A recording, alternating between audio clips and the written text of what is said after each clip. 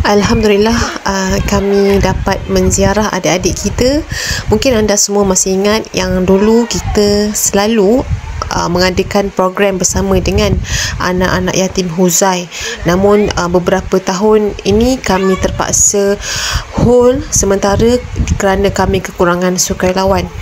Dulu para sukarelawan adalah daripada adik-adik para pelajar Institut Pengajian Islam di Kemaman, dan sekarang kebanyakan mereka telah sambung belajar di luar negara. Oleh yang demikian, kami insya-Allah akan cuba untuk aktifkan semula kerja-kerja sukarelawan bersama dengan adik-adik kita di rumah anak yatim Huzai.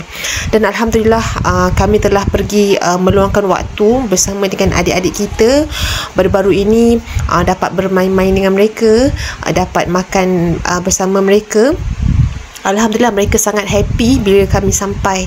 Jadi jika anda lihat video ini yang kami rakam, memang waktu ni memang mereka betul-betul hyper dan bila dapat melihat kami datang. Okay, jika anda lihat, ini adalah keadaan suasana di rumah anak yatim Huzai. Di sini adalah ramai juga bila hujung minggu akan adalah orang-orang luar yang datang menziarah juga.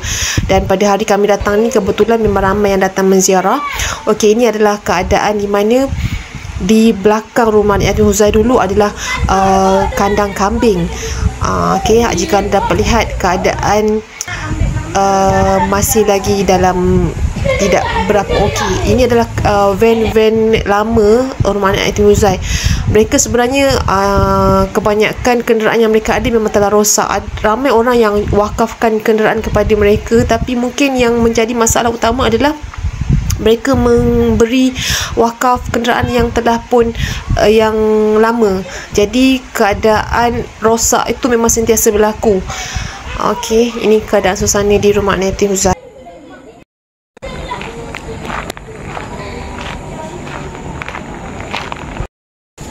Masalahnya laki lawa puang Laki lawa puang masalah.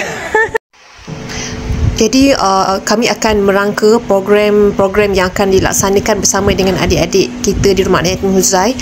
Seperti dulu, jika anda masih ingat, kita selalu mengadakan aktiviti mingguan bersama mereka, iaitu kami adakan aktiviti seperti para pelajar Institut Pengajian Islam INSPI sendiri. Mereka akan bertindak sebagai kakak-kakak dan abang-abang Faisi, yang mana mereka akan datang ke rumah anak yatim Huzai ini, dan kami akan meluangkan waktu bersama dengan adik-adik ini untuk membuat sesi fardu ain, membuat tuition dan banyak lagi aktiviti sebenarnya.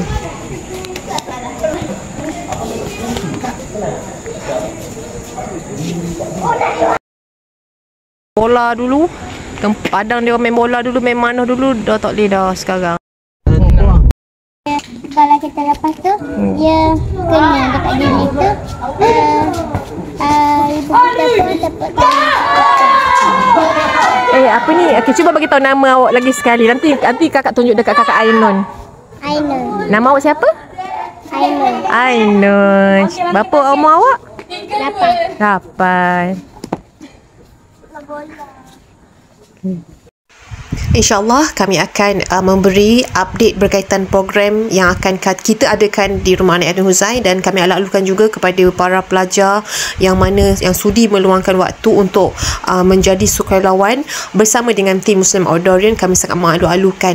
Terima kasih kami ucapkan kepada semua yang telah memberikan rezeki, berkongsi rezeki dengan mereka selama ini. InsyaAllah hidup terus berjaya.